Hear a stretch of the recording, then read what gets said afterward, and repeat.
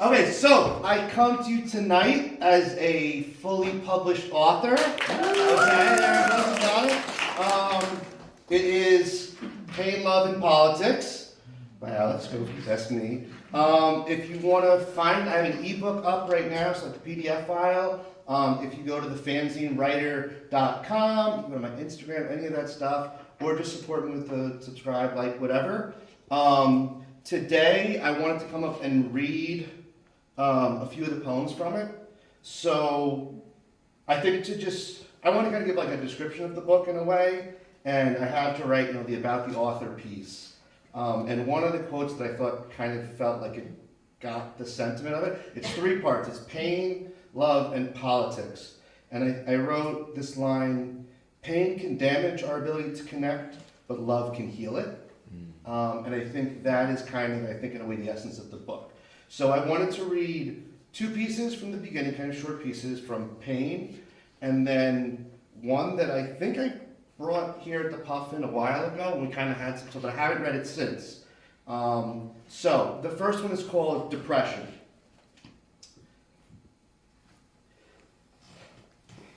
I sat down with depression yesterday. He cried, I cried. I sat down with depression yesterday. We didn't raise voices, we didn't yell. He told me about his reality, I told him about mine. I sat down with depression yesterday, and after he shared, and then I shared, I told him he seemed pretty optimistic for depression, and then we both laughed. I shared a milkshake with depression yesterday. I saw him smile a few times. I know I don't always enjoy depression, but I know sometimes he needs a friend. The next one's called Forgotten Pain.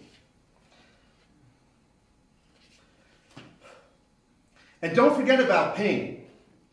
When he's forgotten, pain transforms. He gets loud and upset.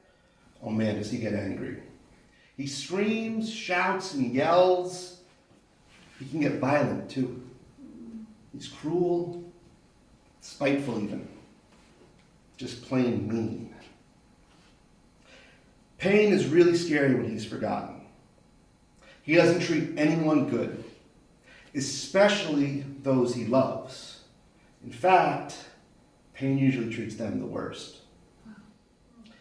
I've never been so scared to that time I saw Forgotten Pain shout.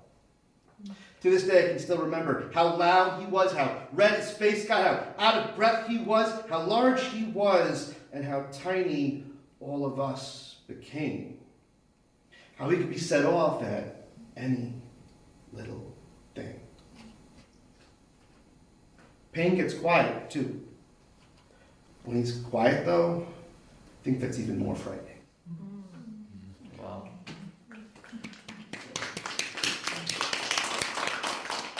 Okay, so that's a little bit of pain. This one's a little mixed. So this one is called Destroy Gollum. It's essentially, I teach, and at my last job, one of my students was from the West Bank, or she had come from the West Bank, her family was there. And there's a story that I know called Gollum, which is a Jewish story. So this is my imagining me reading my class the story. So it's 4 parts. It's called Destroy Gollum. Part 1, the Palestinian. She told me that the school held her back. She was repeating the grade. I don't understand. Passed my class with flying colors. You're one of the smartest kids in class, I whispered. How could this be? I missed too many days of school. Wait, why? And suddenly I remembered. You see, last year, while other kids were laughing and others were having first kisses, she was fighting. Not with boys, not with girls, but with men. Men with guns, men shooting bullets, men dropping bombs. She lost an aunt, and then a cousin, and then an uncle, and then, well, she told me so many I lost track. I don't think she's lost track. Part 2, Gollum. Was this wise to do?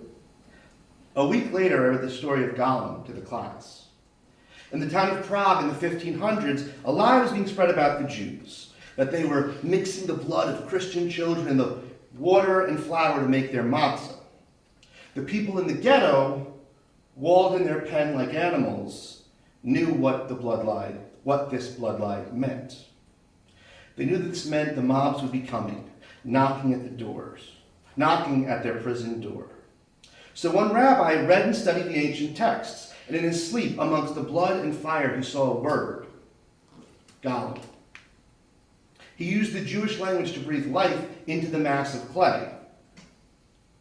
Here, Gollum was born, a defender.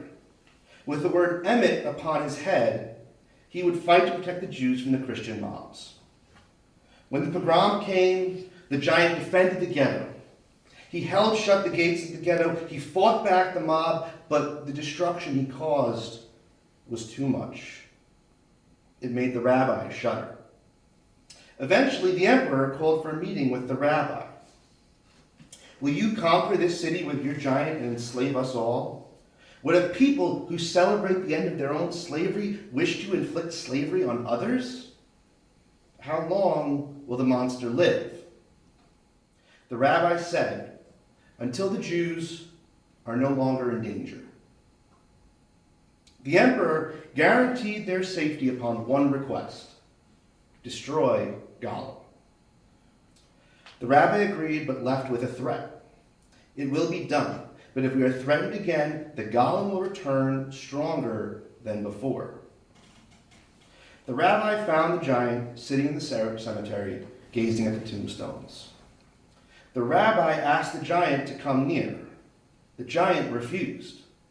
The Jews were safe. The giant knew what this meant. He might only be clay, but he still yearned for life. He found it precious.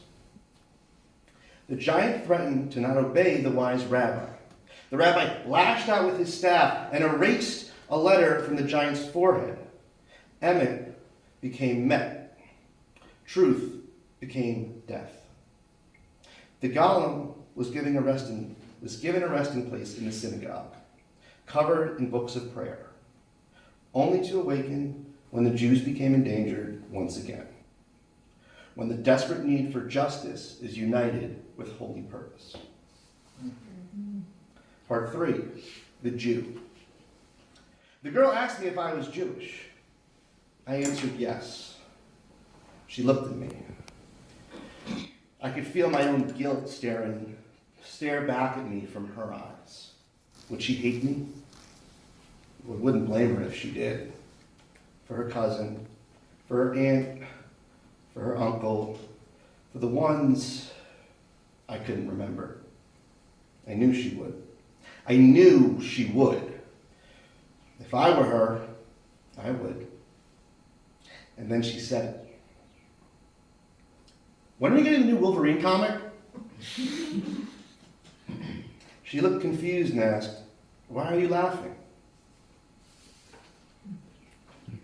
Part 4, destroy Gollum.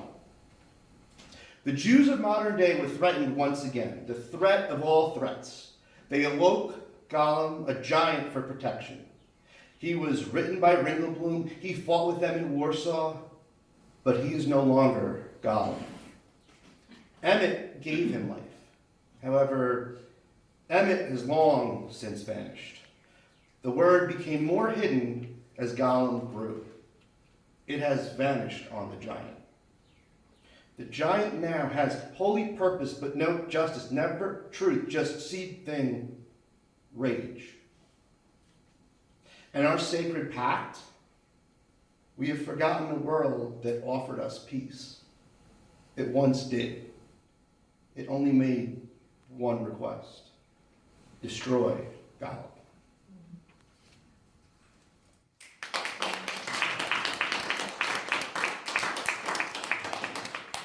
So I will have hard copies of the books and some paper copies, so I'll probably bring that here next time we have it. But yeah, so that's pain, love, and politics. Thank you guys so much, because this has been a big, also I would thank Tony and all you guys, because this has been, all you guys, thank you. Yeah, because you guys, I mean, this regiment I brought here a while ago, and anyway, so thank you guys so much. Yeah, have a good night.